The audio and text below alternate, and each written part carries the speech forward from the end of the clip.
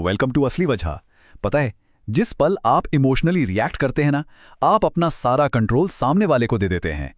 और मजेदार बात यह है कि सामने वाले को ये तुरंत पता चल जाता है। इमोशन के उस एक छोटे से मोमेंट में पावर का सारा बैलेंस उनके हाथ में चला जाता है।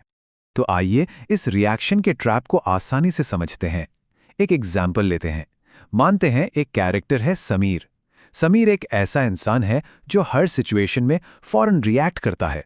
उसे लगता है कि इससे उसकी स्ट्रेंथ दिखती है। ये पैटर्न उसकी आदत बन चुका है। ऑफिस हो, घर हो या दोस्त, उसके जवाब हमेशा इंस्टेंट होते हैं। उसके दिमाग में ये बैठ गया है कि चुप रहना कमजोरी है। लेकिन असली गेम तो कुछ और ही है ना? ऑफिस में एक मीटिंग चल रही थी। एक कलीग ने उसकी प्रेजेंटेशन पे बस इतना कह दिया, यार ये थोड़ा बेसिक लग रहा है। बस इतना सुनना था कि समीर तुरंत डिफेंसिव हो गया। एक्चुअली इसमें काफ़ी डेप्थ है, मैंने सारा डेटा इंक्लूड किया है। लेकिन उस पूरे कमरे में किसी ने उसका डेटा नोटिस नहीं किया। सबने क्या नोटिस किया? उसका इमीडिएट डिफेंसिव रिएक्शन। और ये सिर्फ ऑफिस की बात नहीं है, दोस्तों के साथ भी बिल्कुल यही होता है। मान लीजिए ग्रुप चैट में किसी ने उस पर मजाक कर दिया। समीर ने फौरन एक लंबा चौड़ा जस्टिफिकेशन टाइप कर दिया कि अरे कॉन्टेक्स्ट तो कुछ और था। लेकिन उससे क्लैरिटी नहीं मिली। उल्टा लोगों की नज़रों में उसकी रिस्पेक्ट, उसकी सोशल स्टैंडिंग और कम हो गई। तो अब आते हैं असली मुद्दे पर। इस सब के पीछे की साइकोलॉजी क्या है? देखिए, यहां प्रॉब्लम ये नहीं है कि समीर ने क्या कहा। असली प्रॉब्लम तो ये है कि उसने रिएक्ट किया। क्योंकि एक इंस्टेंट रिएक्शन सामने वाले को 3 बहुत साफ सिग्नल देता है। पहला सिग्नल कि आप पर असर हुआ है, दूसरा कि आप इस बात में इमोशनली इन्वेस्टेड हैं, और तीसरा जो सबसे जरूरी है कि अब कंट्रोल आपके हाथ में नहीं है। और जब आपका पैटर्न इतना रिएक्टिव हो जाता है तो आप प्रिडिक्टेबल बन जाते हैं। और याद रखिएगा, प्रिडिक्टेबल लोग सबसे पहले टारगेट बनते हैं। लोगों को पता होता है कि इन्हें बस थोड़ा सपोर्ट करना है और रिस्पॉन्स तो गारंटीड मिलेगा। ये एक ऐसी कमजोरी है जिसका लोग कॉन्शियसली या अनकॉन्शियसली फायदा उठाते हैं। कई लोगों को लगता है कि ये एक ईगो इशू है, पर नहीं, ये उससे भी गहरा है। ये एक आइडेंटिटी का इशू है। जब कोई कमेंट आपकी कोर आइडेंटिटी को छू जाता है, जैसे कि मैं ऐसा नहीं हूं या मैं कमजोर नहीं हूं, तब रिएक्शन निकलता है। और आपका रिएक्शन ही इस बात का सबूत बन जाता है कि हां, तीर बिल्कुल निशाने पर लगा है। तो आगे बढ़ते हैं। अब इसका उल्टा देखते हैं। समीर के ऑफिस में एक सीनियर कलीग थे जो कमेंट्स को बिल्कुल अलग तरीके से हैंडल करते थे। जब भी उन पर कोई कमेंट आता था, वो क्या करते थे? वो रुक जाते थे, एक पॉज लेते थे। कभी कभी तो कमेंट को पूरी तरह इग्नोर कर देते थे या बस एक लाइन में जवाब देकर आगे बढ़ जाते थे। तो सवाल ये उठता है कि लोग उन्हें ज्यादा पोक क्यों नहीं करते थे? ऐसा क्या था?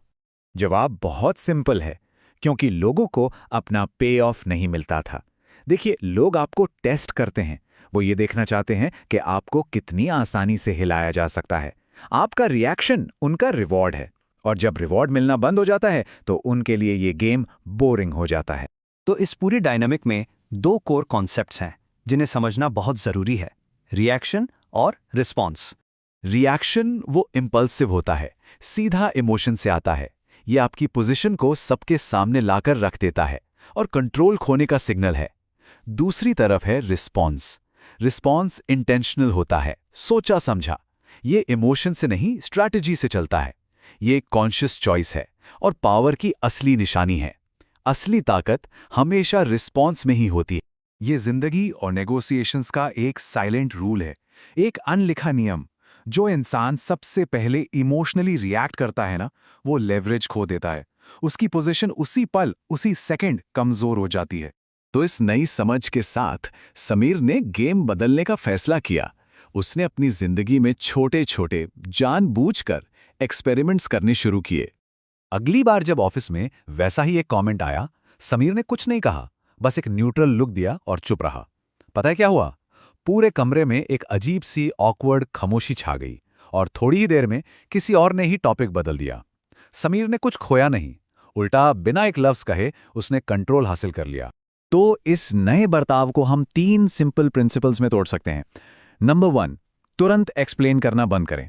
याद रखिए, आपका पहला इंपल्स अक्सर आपका सबसे कमजोर मूव होता है। नंबर 2, उसी पल इमोशनल क्लोजर ढूंढना बंद करें। और नंबर 3, लोगों को यह बताना बंद करें कि आपको किस चीज से फर्क पड़ा। अब हो सकता है मन में आए कि ऐसे तो मैं रूड लगूंगा या डिटैच लगूंगा, पर यह सिर्फ एक इल्यूजन है। असल में आप रूड नहीं, आप शांत दिखेंगे, काम दिखेंगे, और जो लोग आपके रिएक्शंस पर फीड करते थे वो आपकी इस शांति से अनकंफर्टेबल हो जाएंगे। पावर डायनामिक अपने आप शिफ्ट हो जाएगी।